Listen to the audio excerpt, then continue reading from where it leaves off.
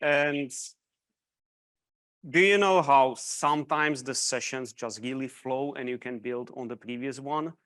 This will not be one of those cases because it couldn't be further away. So we move on from conflicts between nations to one incident on a very small hotel chain that we investigated last year.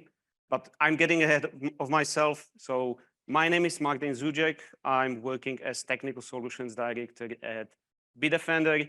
I spent over 20 years in IT. I worked in professional services in Europe, Middle East, Africa, US, all over the places.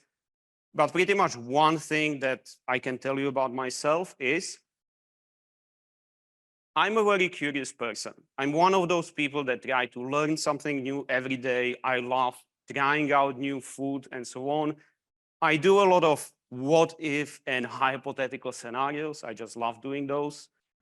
Ashton, I wanted to give you some challenges for the sketches today. So I have a couple of like what if scenarios that I was thinking about recently. What if we could have reverse microwave where you freeze something in like few seconds? Or what if you could buy the hamster ball for octopus? I would get this immediately for my home. What if there could be like audio processing device that could fix like if you have speech impediment or remove all the filler words or you have accent? I have all three of those. This talk would be much better with device like this. And one of these hypothetical scenarios that I was thinking about last year is what if I would be a cyber criminal and I would decide to go on retirement?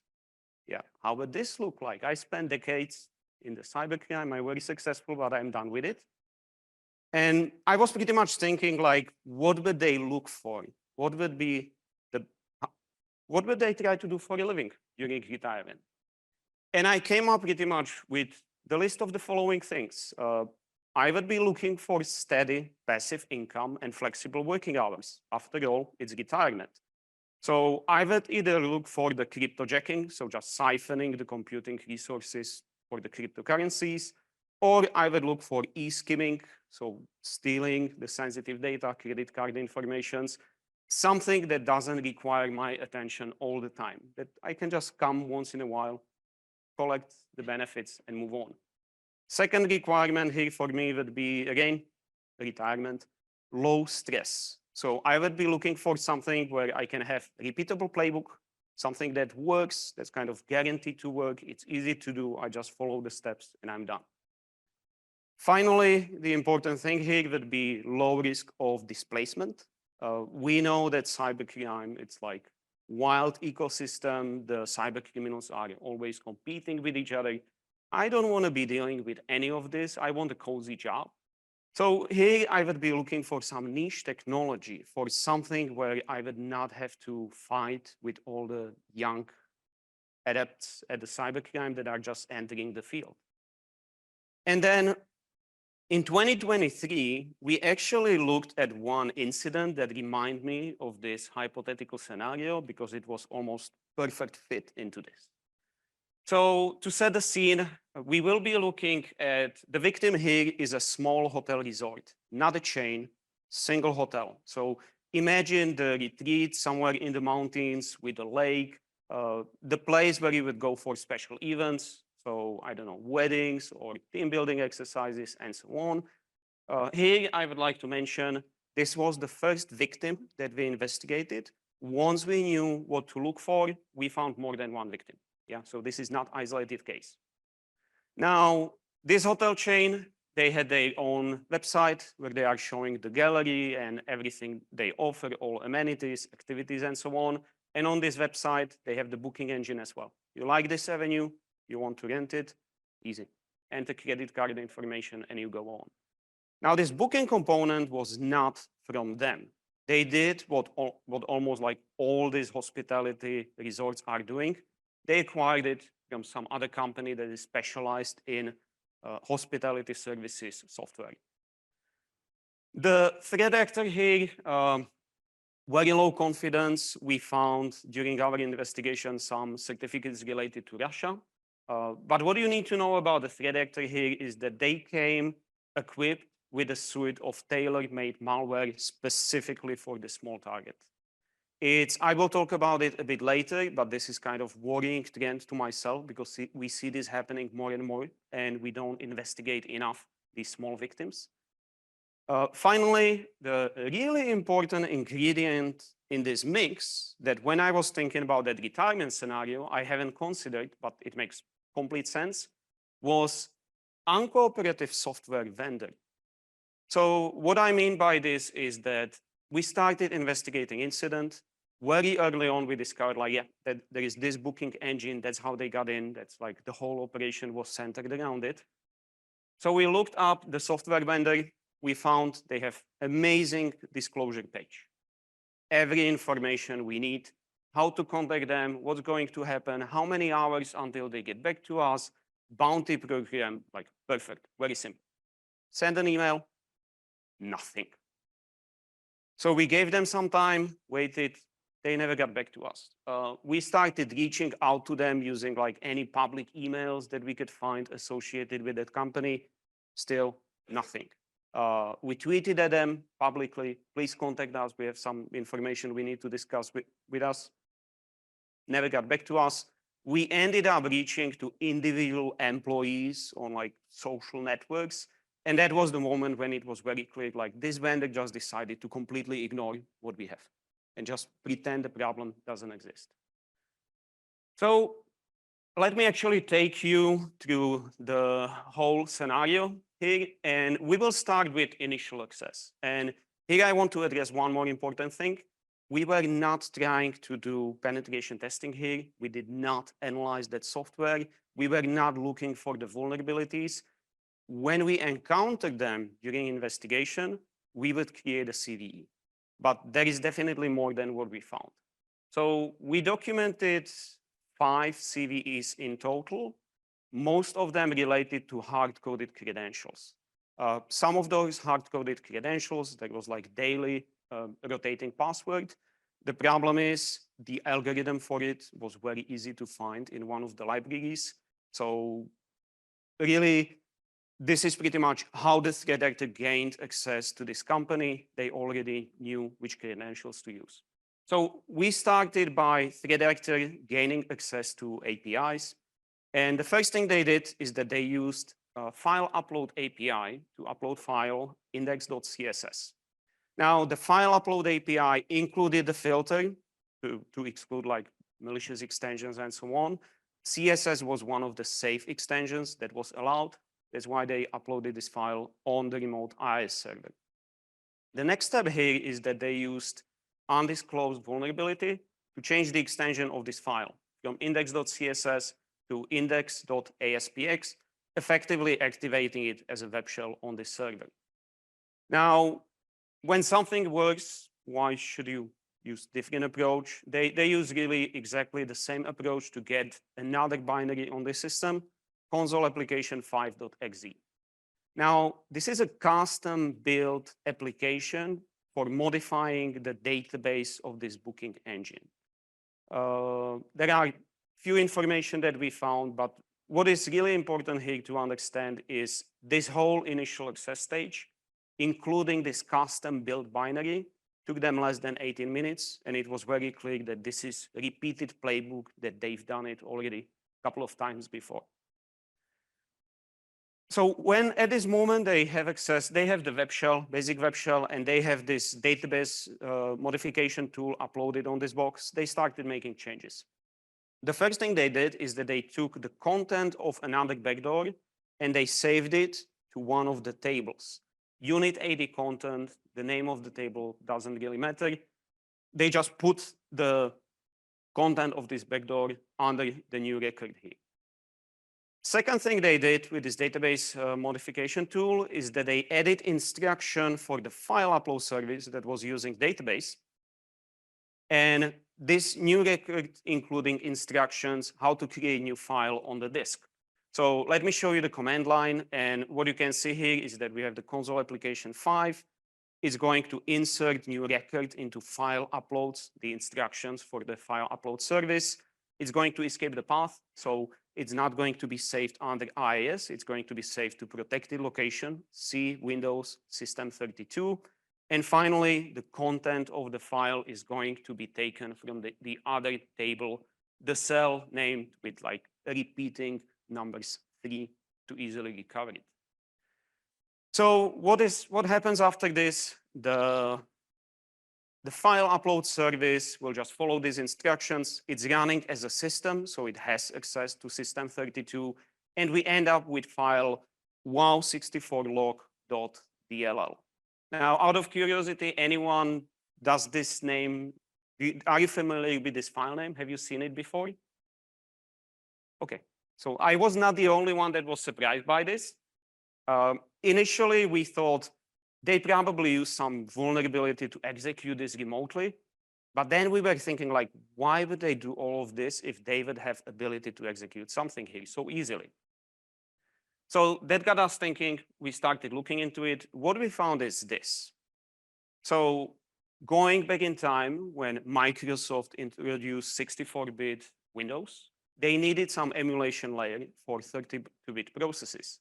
That is WoW. That's the subsystem called Windows on Windows. The way how it works is anytime you run 32-bit process on 64-bit operating system, the WoW libraries are going to be attached to it, and they are responsible for translating address space from 32-bit to 64-bit. Something that exists for like very long time.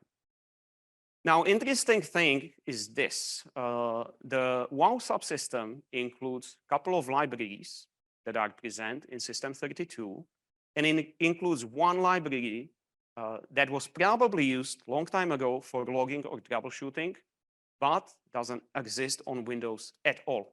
And that is the wow64log.dll. So this is also known as the phantom DLL sideloading.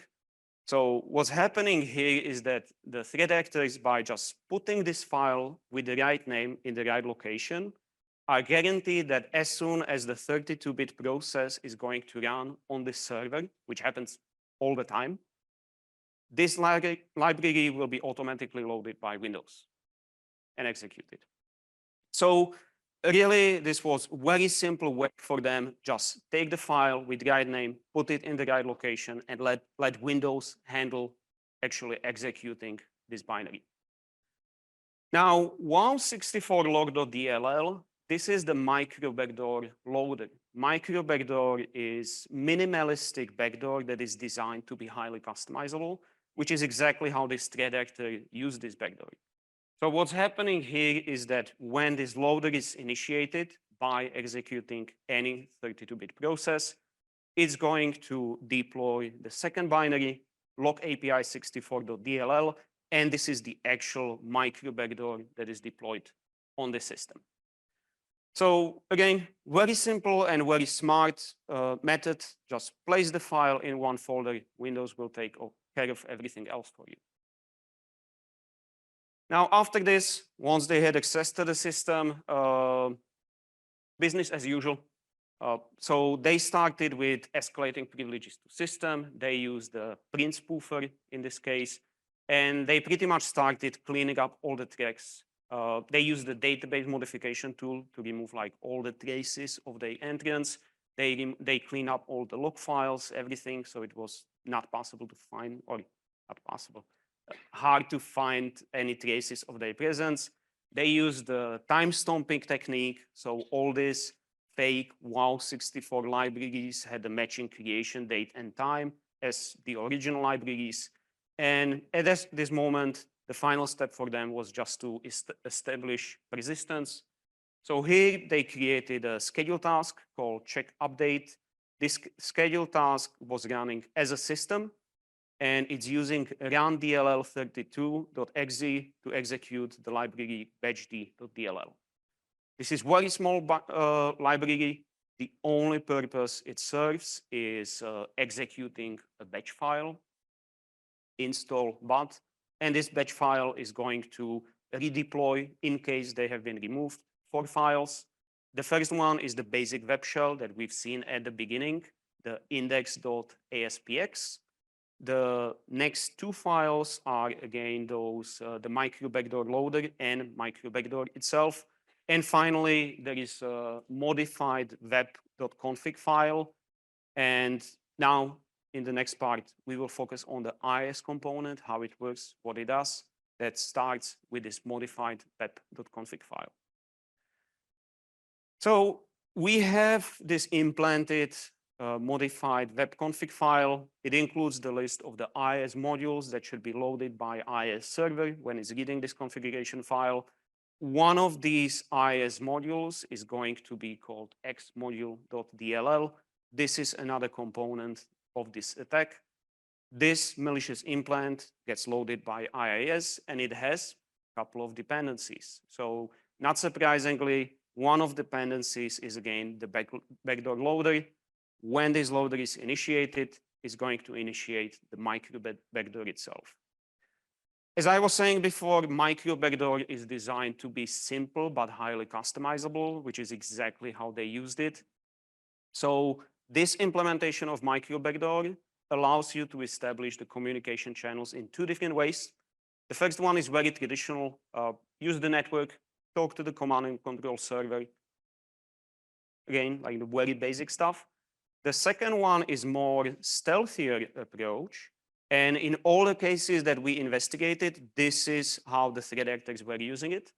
So they created a named pipe between the micro backdoor log API 64.dll and between the xmodule DLL. So this is used for inter-process communication. There is no network traffic that you can look into. This is purely using IPC and nothing else. And with this, we have all the important pieces and components right where they need to be. So we can have a quick look at how does this look from the victim perspective. When we have the user that is coming to this booking website and they enter all the information that they have, including the credit card information, this is going to be intercepted and processed by this IIS module, X module. What it's doing is that it's adding handler for the on-send response. Now, X module, when it's going to intercept this sensitive information coming in, it's just going to take it, it's going to dump it on the file system and for later retrieval.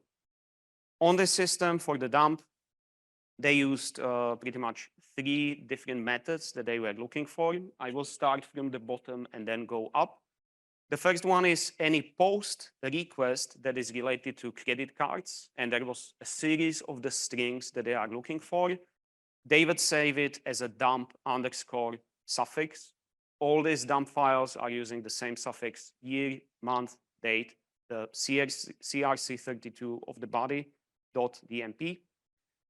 If the post request includes any information about the password, again, series of different strings that are related to passwords, this will be saved under info.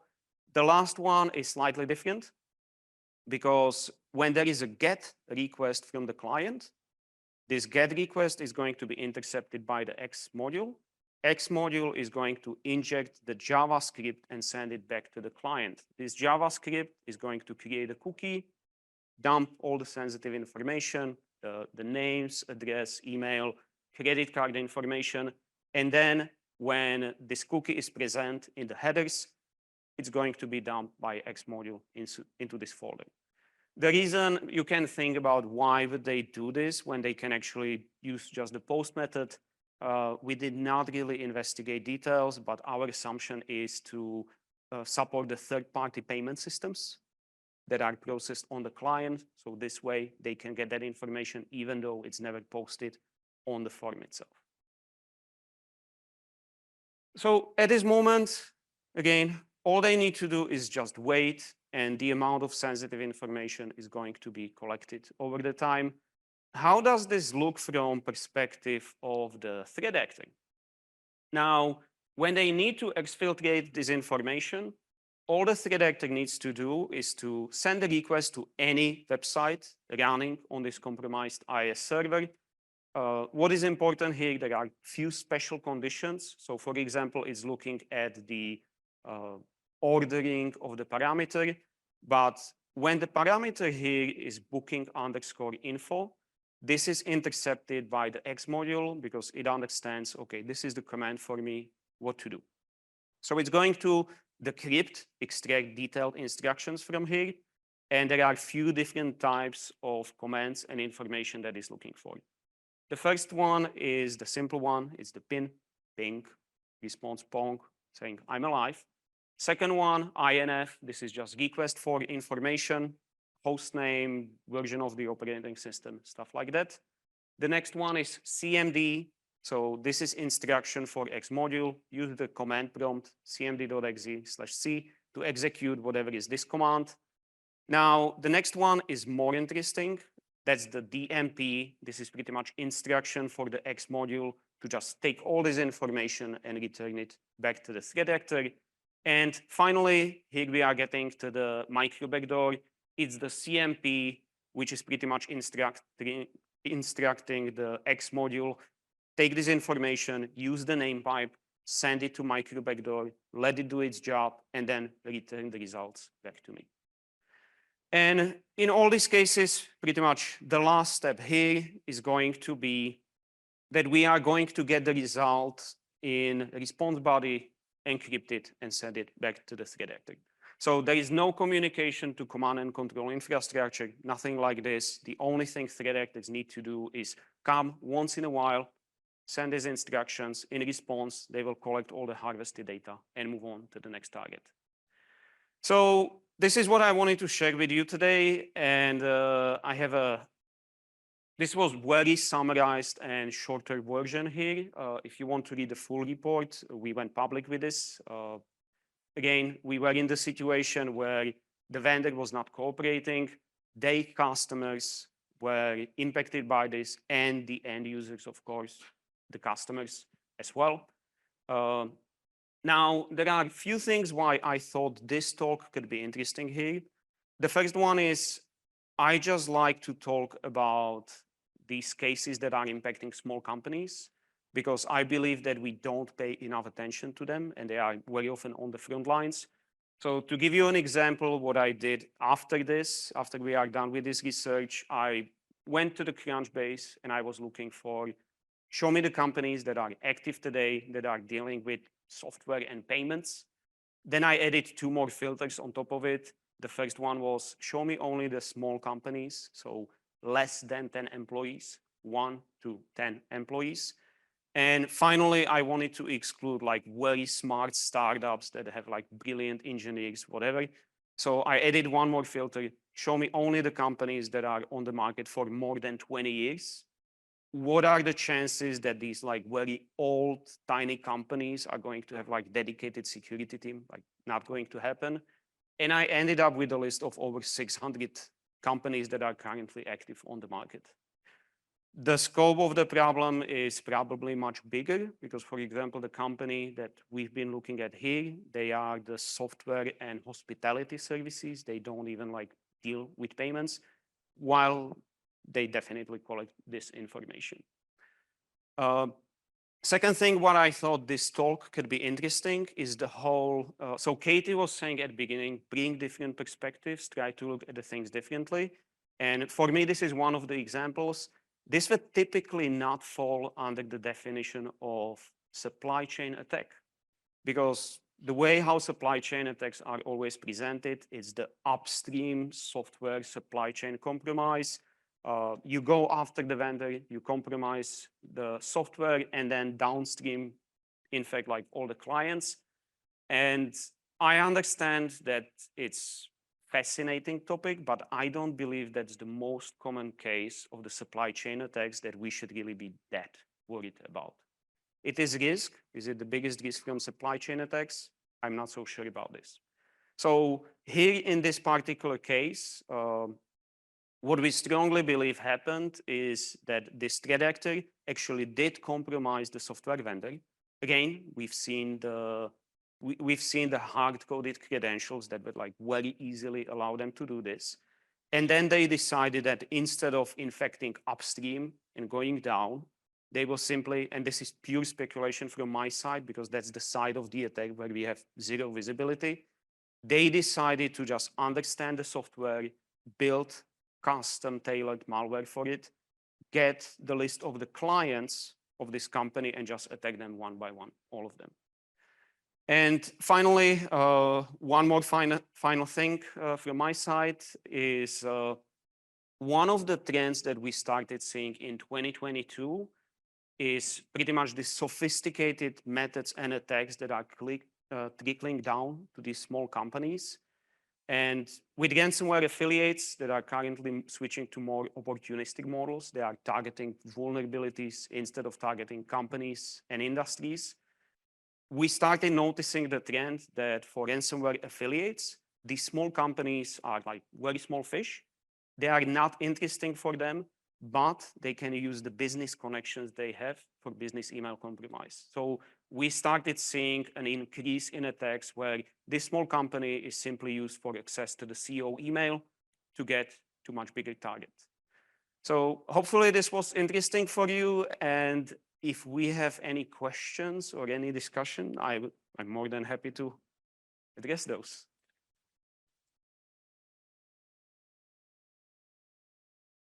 Excellent. Thank you, Martin. We do have time for a couple questions, so we'll alternate between Slack and in person. We'll start in person. I see the green light up in the back of the room. Go for it. Oh, I gotta get one of those. I like the little. Yeah, that's fun. Excellent talk, and I'm kind of summarizing some of my thoughts as well as some from online. But I think this is a really important challenge. I think, like exactly like you said, it takes a lot of creativity. But just thinking through it, it's like it's very atypical for an audience for this kind of analysis. Like I love the way you put this in terms of like almost like attack tactics. Like here's initial access, here's persistence, et cetera, et cetera. What challenges have you run into? Like, I think we've built a lot of connective tissue with like I can talk to a blue team, a red team, fronters, whatever about CTI. But like with the software supply chain, you might be talking to procurement, architects, like maybe people who are cyber security adjacent. Like any advice you can give us for recrafting and repackaging that message up to kind of exactly like your point, like really help people see this problem and understand how they play their part and what they can do? That is a really good question. And my honest opinion, you need to start with regulation and legislation here. Because again, like we ran into the situation where we were trying actively figure out the solution for this, and there was just like closed doors everywhere we looked. So I am a big believer in this case that we need legislation that will make it much easier for these small companies to defend themselves. And because today I feel that we are just leaving them on their own and they are like completely unprepared for this. So one related example, something that was kind of shocking for us to see. Last year, we were looking at the new malware from Charming Kitten, the Iran-affiliated ATP. And we noticed they started developing custom malware for every single victim. And when we were looking at those victims, those were like companies with 20 employees. So again, completely unprepared to be dealing with anything like this. That's a really good point. And like, I didn't want to follow up, but like, I love that because like we all like might roll our eyes of like, policy, that sounds awful. But then like you also roll your eyes when you see a bad policy and you're like, oh, I should have helped and like made that a lot better. So really excellent. Thank you. Thank you.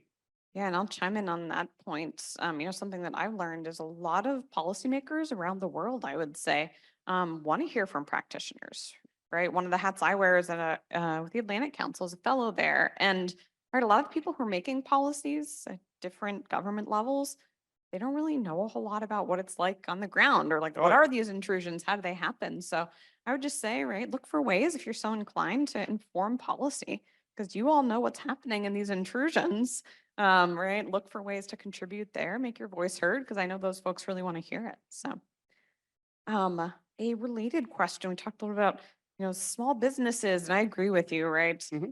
A lot of these organizations don't have the resources. So actually another Martin online, Martin asking Martin a question. How do you recommend small companies like this one build a better security program, especially with a low budget? It's a hard one. Any thoughts? It is a huge question. And so we as a company, our mission is we are trying to bring this like enterprise level security to small companies. But the important thing here is like, we cannot talk to them about the products because like everyone is doing this. We need to talk to them more about capabilities. Like, do you have detection and response capabilities? And it doesn't matter if it's tooling, services, whatever it is. So personally, for me, for example, I'm a huge fan of the My Threat Defense framework. I was really hoping it will make like this whole situation much easier to actually navigate and understand what is what. So I would love to see like more security vendors adopting it, because today, like from perspective of small companies, everyone is trying to sell them everything. How do they know what actually works and what doesn't? Is that the defend with the 3 in it? Is that what you're referring to, that yeah, framework? Yeah, exactly. someone can probably drop a link to that one. Yeah, I think it's a tough one. And this is, I'm talking about policy circles. This is something that, I know in US policy circles are talking about right now, right? And I think all of us who work in this industry sort of have somewhat of a responsibility. I don't know about you, but like I care about like local schools and hospitals and all these organizations. So I would pose that as a challenge to you all as well. Right, a great question from Martin online. Yeah, that was for me quite challenged, because I was thinking, how is something like this applicable to you? And then I approached it differently, thinking like, we are community. Like, I don't need to bring like detailed solution. I can just raise the concern, and maybe we can figure out what to do about this.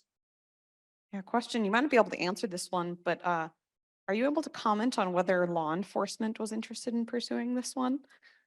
So we work with law enforcement. This one was typically we work with Interpol, for example. So we have less presence in the United States. In this particular case, we decided to go public as soon as possible, because again, we've been in the situation where the vendor doesn't cooperate, customers are impacted, and users at the end are impacted as well. So we wanted to get this out as soon as possible. I appreciate that. Your questions in person. We have a couple more online, but wanted to give in-person folks an opportunity. If not, kind of a tactical question. Someone wanted to clarify, were the credit card numbers masked? Were part of them masked already? So trying to get into that. No? No. All right. Pure plain text, like easy to use, easy to sell. Plain text credit card numbers. Yes. Yeah, I try to convince my parents of this, like just assume that your credit card number is compromised and just like check your account, right? Luckily they're great at spotting fraud, but a Rick Hollande, I think it's how you pronounce the last name, asked a question about attribution. So did you make any assessment regarding attribution? And I would say big A or little a, similarities to previous things or to a person, a country, or any inklings there? So we did, and again, like we found out that sometime later to some of domains, there was like certificate from Russian certificate authority. That was the only clue that we found. Otherwise, nothing at all. So again, as I was saying, like we don't even know the scope of this problem. We found this one completely by accident, I would say. So at the end, like what are these groups that are specialized in attacks on SMBs using the niche technology? I would love to see more SMBs, research. small and medium businesses, not server message block? Small and medium. Double businesses. acronym, right? Oh, yes, it is. Yeah, and Rick had a follow-up. Did the company ever respond at all? Not to us. Not to you all. So I don't know what happened. We went public. There was some media coverage of this, but never heard anything. And we don't know if this was patched or not. Interesting. We have a question. You mentioned the defend framework and defense. So the question, how could you maybe detect this type of intrusion while it's ongoing? Do you think detection tools might have missed this? What would you recommend in terms of detection? That really goes back to talk about capabilities. If this customer would have detection and response capabilities, doesn't matter how, this would probably be stopped like long time before. But again, these are technologies that are always pretty much designed for enterprise. If you are a small company, you don't even think you would need anything like it. And I think we will have this need more and more as we are seeing like these sophisticated methods are getting down to these small companies. Yeah, I think it's a tough one. I don't know if anyone else has this sickness, probably the MITRE ATT&CK folks. Like I was mentally mapping to MITRE ATT&CK techniques. Like there's a run DLL 32 in there. And I'm like, oh, yeah, from our perspective, like we do this every day. Run DLL 32. So easy to spot anomalous execution. If you have like a single IT person or an admin, maybe not. Probably not even looking for anything. Yeah, yeah. So I think again, a challenge for all of us. I know CISA from the US government has released a bunch of free tools, but you still need people to use those tools, right? So I think that's a challenge of how do we kind of help these smaller orgs? I don't know. I would say design services that are like design services for budgets. Mhm. So think about like if this small company could pay for security services this amount each month, what can we offer them that would fit into that budget? Instead of trying to come up with like security services that are really expensive and are completely out of reach. So again, maybe approach this differently, think about how much they can spend on security, and then think Pareto principle. Can we do like 20% effort to cover 80% of what they need? That could be one of the solutions. Absolutely. So there's a lot of content in there. You might have said this, but how did you initially discover something was wrong here? What was your initial entry into this intrusion? Oh, There's so to much. be honest, I don't remember. Uh, so we as Bitdefender, we have pretty unique insights into telemetry because we are one of the few companies that are going all the way from consumer market to SMB, mid-market to enterprise. This was probably something that we initially noticed in the telemetry and then followed up. Gotcha. But to be honest, I don't remember. This was a while ago. Yeah, no, that's okay. I mean, there's so much in there that there are a lot of entry points. Did I see a question up here in the room? Hi, thank you again for this talk. My question is about communicating to SMBs and things from organizations that would find similar telemetry or notice something is awry with their environment, but the company's perspective is that an SMB is not our ICP. Oh, yeah. And even if they had budget for an MDR or something like that, that maybe they wouldn't fit the profile of the customer that the MDR wants. ICP, not just insane clown posse, I- right? Sorry. We joke about this at my company. Ideal customer profile, I think, is that one, an MDR, managed detection response. It is a really good question. And ideally, we as a security vendor would just like to have simple method how to notify law enforcement agencies. Yeah, let them handle it, because as soon as we as a security vendor would reach out to the customer, they will think they are trying to sell us something, and there are security vendors that are doing this. So if there would be some framework how we can follow up with law enforcement agencies and let them inform the victim, that would be so much easier for us. And again, we are a European company, so we do have these relationships in Europe, and we are building them right now in North America. It's not as easy as it should be. More room for improvement. So if anyone's involved in law enforcement, victim notifications, another call to action. Happy to help. Excellent. We are about at time. Thanks so much, Martin. Thank you Appreciate very it. much.